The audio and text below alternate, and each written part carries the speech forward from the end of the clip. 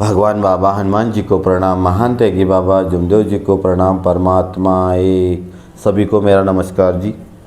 मैं आज एक नई वीडियो में आपके सामने आया हूँ। वीडियो में बच्चे के ऊपर बना रहा हूँ। अभी सभी बच्चों की एग्ज़ाम चालू है दिवाली के इसकी, और अपन बोलते हैं क्या ये बच्चे ने इतने परसेंट लिया, वो बच्चे ने इतने परसेंट लिया। अपन परसेंट के ऊपर न देखते हुए वो बच्चे की मेहनत देखो, उसको कितनी पढ़ाई करना पड़ रहा है। क्योंकि आज पढ़ाई बहुत ये हो गई है, कंपटीशन पढ़ाई का बहुत बढ़ चुका है। पहले के समान नहीं रहा। पहले जो गवर्नमेंट स्कूल थी जिला परिषद की, लेकिन अभी सभी प्राइवेट स्कूल आ गई है। सभी को लगता है कि नहीं, मेरा बच्चा पढ़ना चाहिए, अच्छे परसेंट से पास होना चाहिए। पहले गवर्नमेंट स्कूल थी, गवर्नमेंट स्कूल में उस समय पेरेंट्स लोगों को पैसे वगैरह नहीं लगते थे, फीस वगैरह। लेकिन आज का युग परिवर्तन युग है। इस युग में हर कोई पेरेंट्स अपने बच्चों को अच्छी शिक्षा देना चाहता है। शिक्षा अच्छी देने का कारण ये होता क्या, मेरा बच्चा जो मैं आज काम वगैरह जो कर रहा हूँ, ये काम मेरे बच्चों को ना करना पड़े। वो पढ़ लिख के कोई अच्छा अफसर बने, कुछ साइंटिस्ट बने, डॉक्टर बने या इंजीनियर बने। ये हर पेरेंट्स की इच्छा ही रहती है कि मेरा बच्चा पढ़ लिख के खुद का भविष्य अच्छे से बनाए।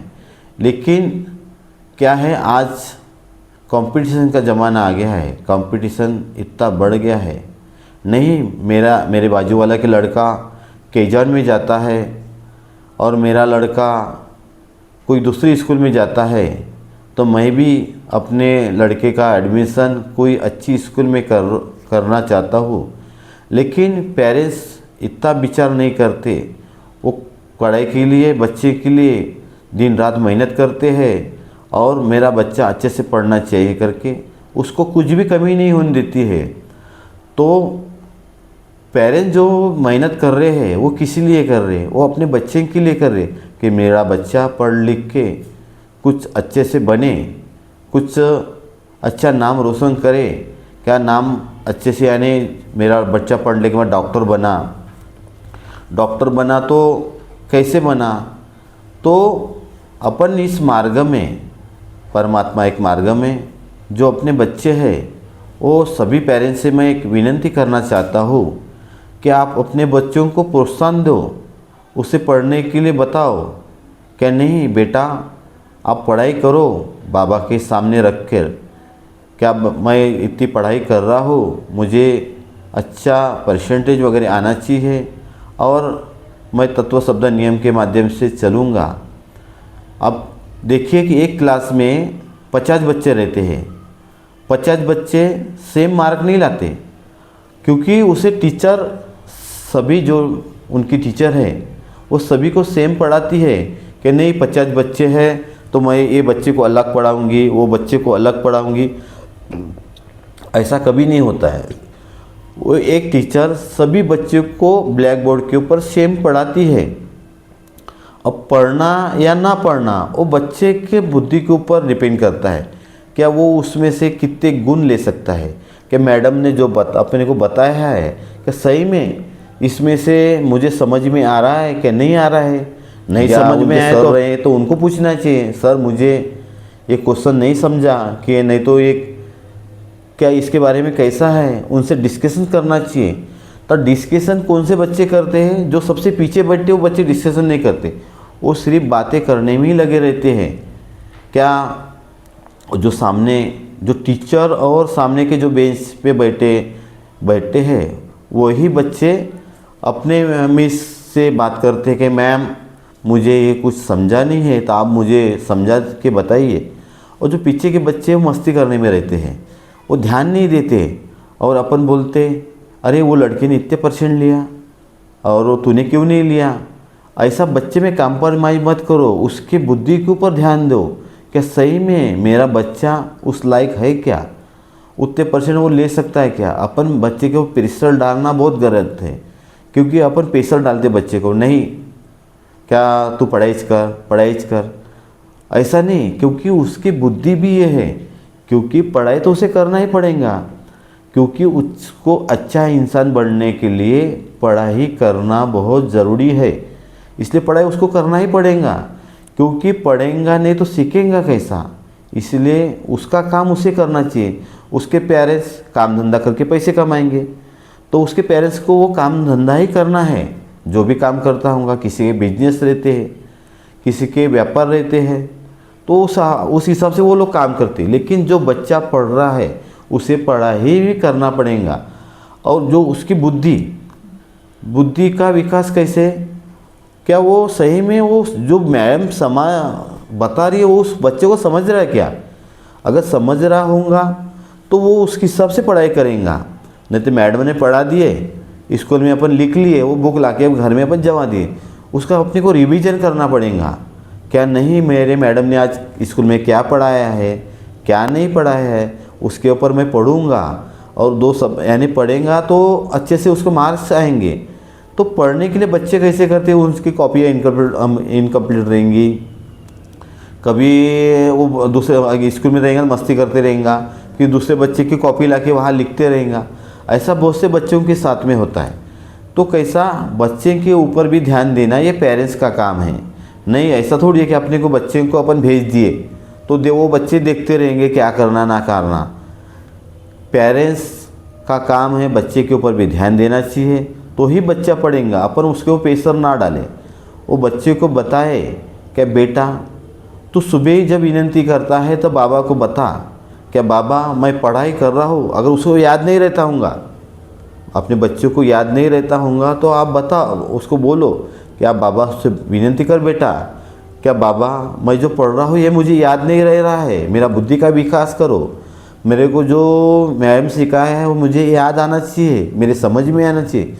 ऐसा भगवान से कहने लगा बच्चों को, क्या उसको याद आना चाहिए। अगर वो बच्चे को याद नहीं आता होगा तो उस पेरेंट्स ने सुबह की जो विनती होती है, अपन कपूर लगाते हैं, कपूर के जोत में बताना चाहिए, क्या बाबा मेरे बच्चे को जो पढ़ता है लेकिन उसे याद नहीं रहता, तो आप उसकी बुद्धि का विकास करो।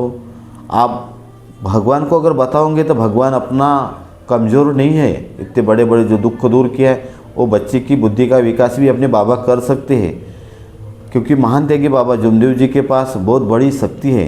बाबा चौथी पढ़े थे लेकिन उनके पास में इतना बड़ा उनने संविधान लिखा है, जैसे डॉक्टर बाबा साहब अम्बेडकर ने लिखा हुआ है, उस पर सभी आज दुनिया चल रही है। और डॉक्टर बाबा साहेब आंबेडकर ने ये भी कहा था, शिक्षण हे वाघिणीचं दूध आहे, जे ज्यांनी पिलं आणि त्यांनी तो दूध जेवढं पिईल तो त्या वाघासारखा डखरेल, असं हे त्या डॉक्टर बाबासाहेब आंबेडकर यांचं म्हणणं होतं।